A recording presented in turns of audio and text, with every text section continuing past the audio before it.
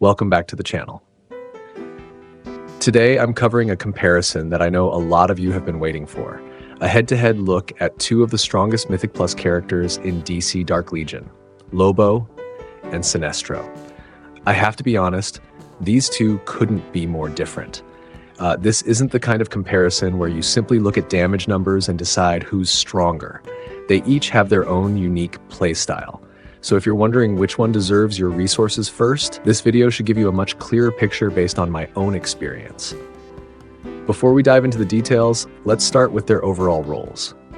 Lobo is a Mythic Plus ranged firepower hero who specializes in pure physical damage. Sinestro, on the other hand, is a Mythic Plus ranged magical hero whose entire kit revolves around spiritual damage.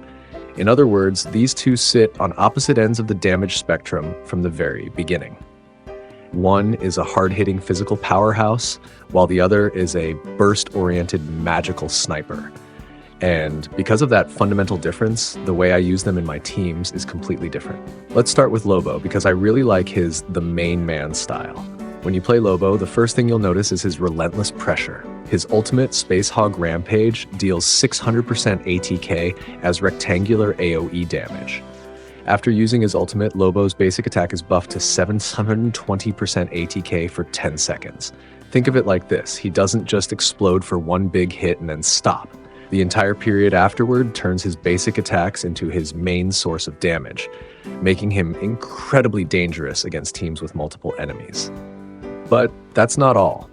Right after his ultimate ends, Lobo summons two space dolphins called Lobros.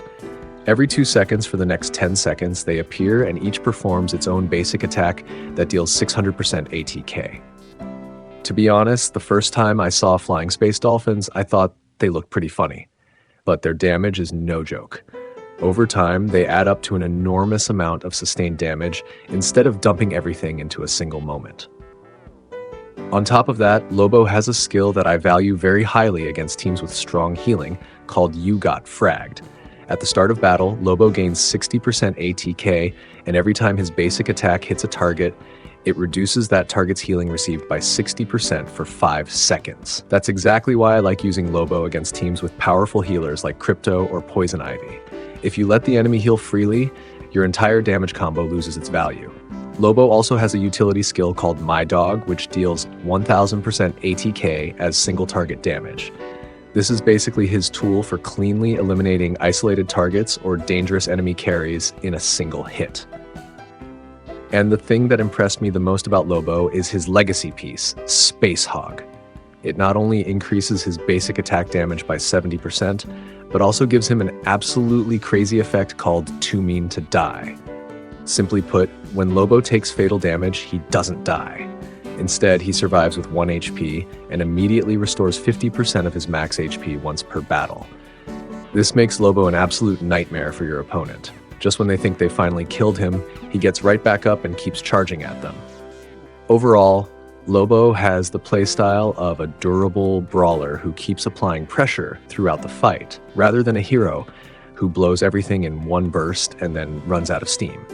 Now let's move on to Sinestro, because this guy truly lives up to the title of the Master of Fear.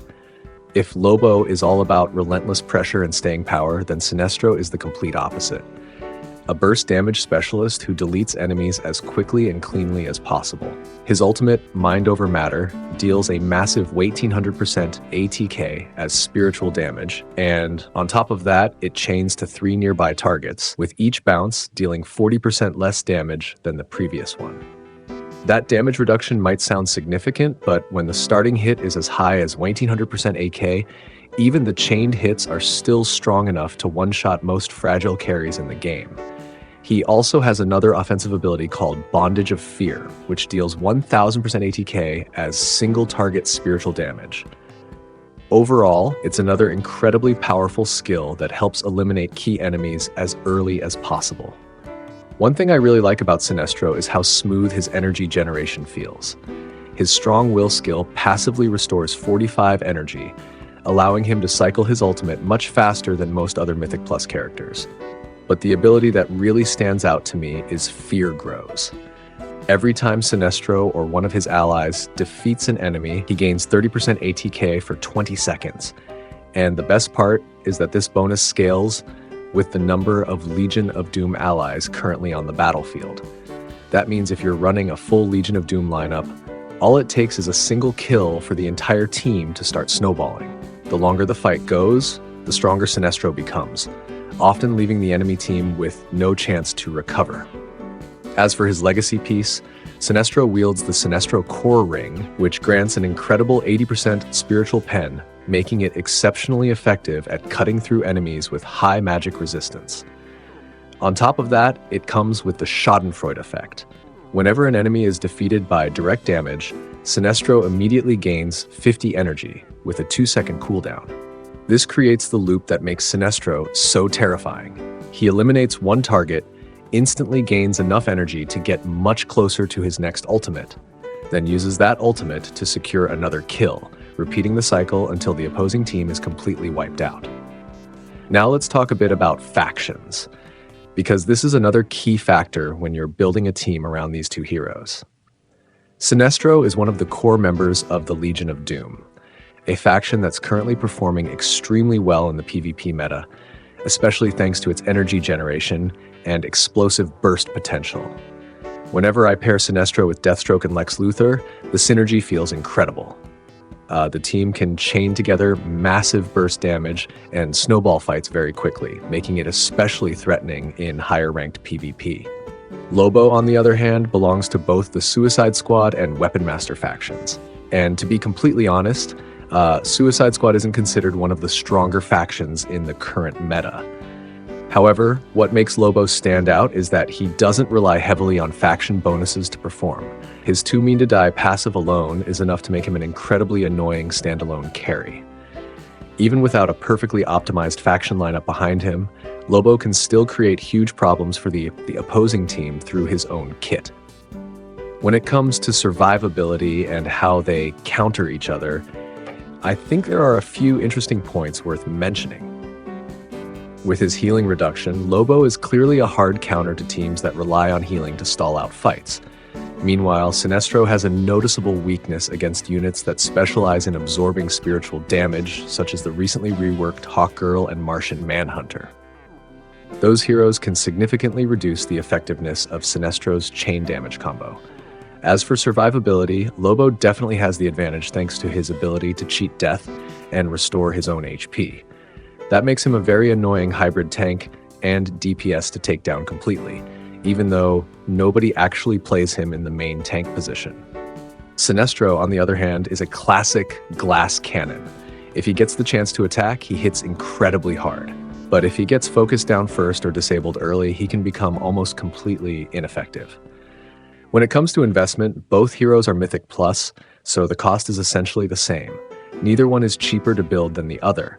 However, their legacy pieces serve two completely different purposes. Spacehog turns Lobo into a hybrid tank and DPS, while the Sinestro Corps Ring turns Sinestro into a tactical bomb that's just waiting for the right moment to blow apart the entire enemy team. So, which one should you build first? Based on my personal experience, if you need a frontline firepower hero who can disrupt the enemy team with healing reduction while also surviving under concentrated fire, then Lobo is an excellent choice, especially for PvE or game modes like Brawl. On the other hand, if you're seriously focused on PvP and you already have the core of a Legion of Doom team with Deathstroke and Lex Luthor, then Sinestro is the missing piece that allows the entire team to snowball and overwhelm opponents incredibly quickly. And if you have the resources, I'd recommend investing in both of them. Right now, the Legion of Doom faction is still missing one mythic hero, so Lobo can actually fill that vacant spot and work alongside Sinestro to break apart the enemy team. Personally, I still lean slightly towards Sinestro because his burst damage and his ability to wipe out an entire team within just a few seconds are simply huge advantages. On top of that, he fits into a wide variety of team compositions thanks to his ability to finish off enemies quickly. For example, Arkham teams built around Joker really need fast kills so Venom can spread across the entire enemy team. He also works extremely well with physical damage teams like the Superman family, Bat family, and Amazons. If those teams run into opponents with high physical resistance, they can struggle to win, but adding Sinestro to the lineup gives them a much better chance of breaking through those matchups. As for me, I've already missed pulling Sinestro 2 or 3 times, so this time I'm definitely going to pull as many copies of him as I can. That wraps up my analysis of these 2 standout Mythic Plus heroes. Now I'd love to hear your thoughts. Which one are you building right now, and how has that hero been performing in your team? Let me know down in the comments. I always enjoy seeing how everyone approaches different team compositions. If you found this video helpful, don't forget to leave a like and subscribe to support the channel. Thanks for watching, and I'll see you in the next DC Dark Legion analysis video.